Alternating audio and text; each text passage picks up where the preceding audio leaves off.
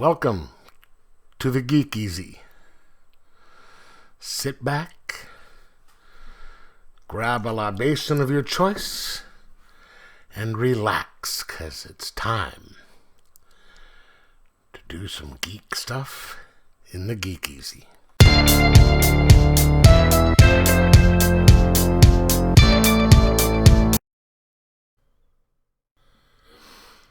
Welcome to the Geek Easy, fellow geeks, where today I will be reviewing The Fade Out by Ed Brubaker and Sean Phillips. This is the deluxe edition, softback, because the hardback was about $2.50 and I didn't want to spend that much.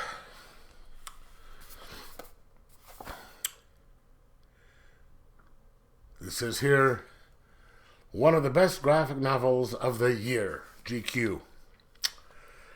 They weren't kidding. Alright, so let me read you the thing on the back to give you a rundown of what this is about. Hollywood, 1948. A noir film stuck in endless reshoots. A writer plagued by nightmares from the war. A movie starlet's suspicious death. Her replacement's suspicious past. And a mogul and a security chief willing to do anything to keep the cameras rolling as the Red Scare and the Blacklist began to tear this town apart. An epic mystery that is about much more than murder. The Fade Out is the most ambitious graphic novel yet from the noir masters Ed Brubaker and Sean Phillips, with acclaimed color artist Elizabeth Breitweiser. Boom.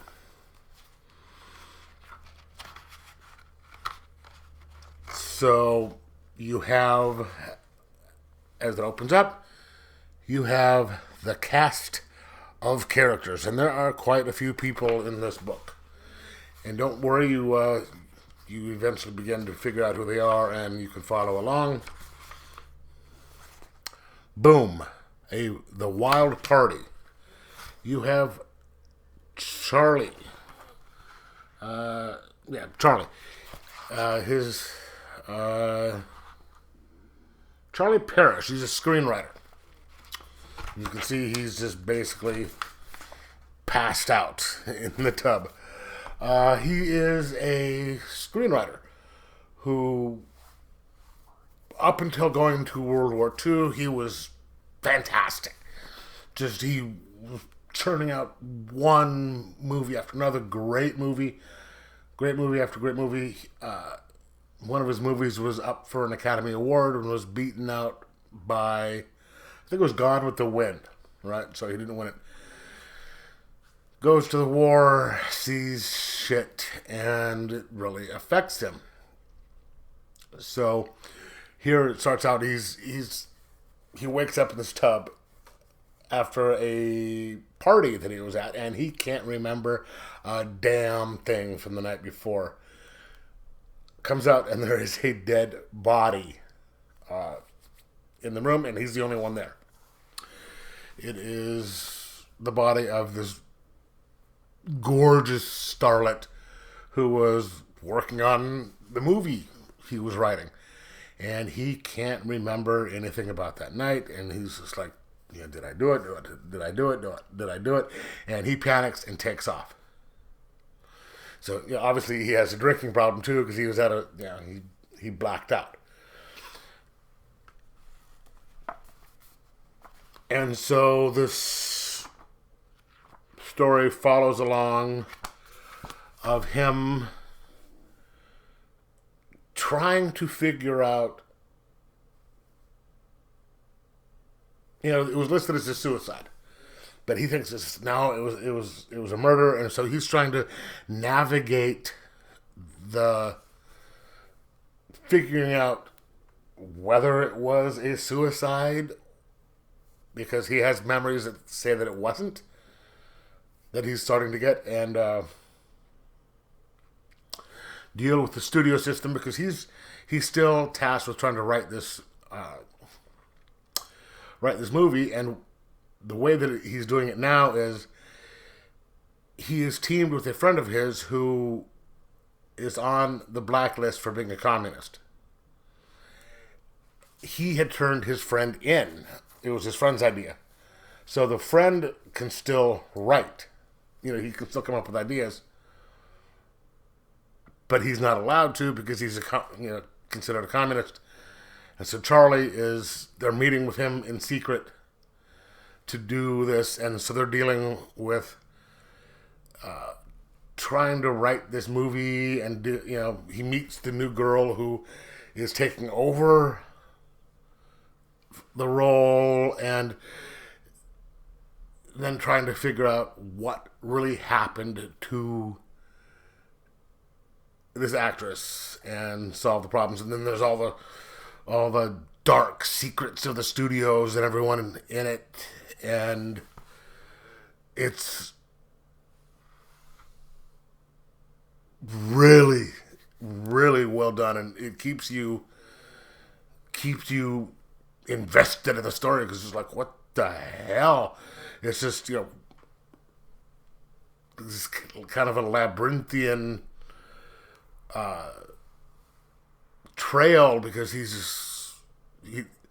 you've got the head of security of the studio who does some pretty underhanded shit. You got the former head of the studio who's this really old man who's kind of a disgusting perv. I mean, you've heard stories about the way the studio system worked back then, and this guy lived up to it. And so it's just, wow. It kind of just grabs you, doesn't let go. And all the different,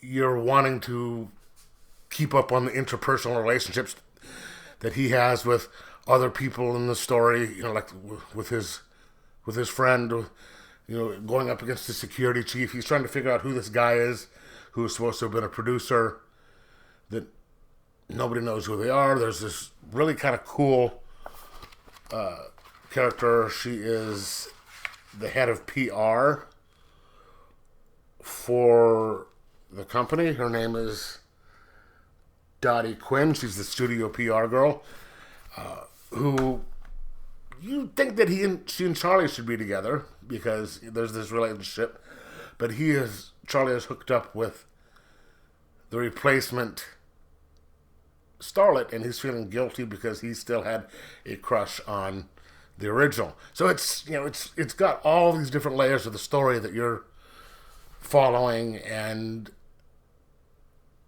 in typical fashion, it is just a fantastic book, because I haven't read anything by Ed Brubaker that I haven't liked a lot, but this is one of his better stories, and if that's saying something.